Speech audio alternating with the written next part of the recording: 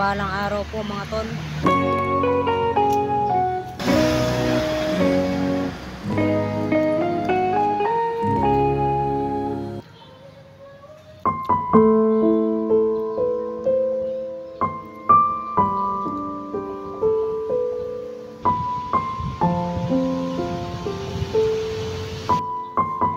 Okay mga tol, 8:30 pa lang, 9 o'clock pa start ko.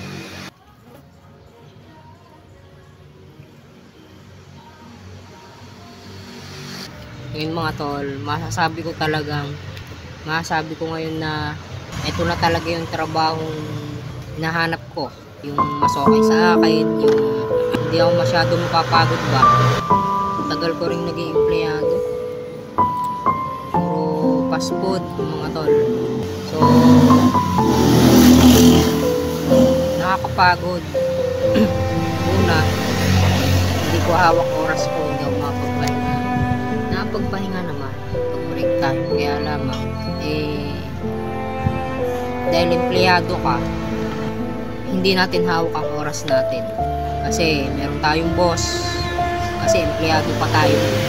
Hawak nila oras natin kahit pag may lakad tayo, kung may lakad ako, hindi ako makaalis.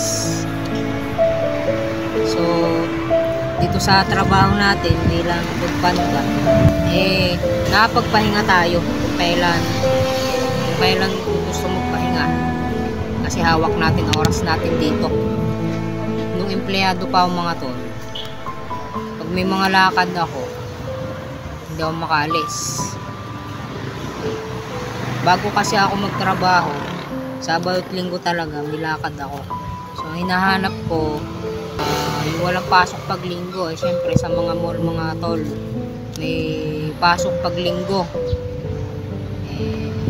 Dahil doon, nagtiis muna ako mga tol. Tapos nag-ipon ako at pinagawa ko tong bike na to para magamit ko nga.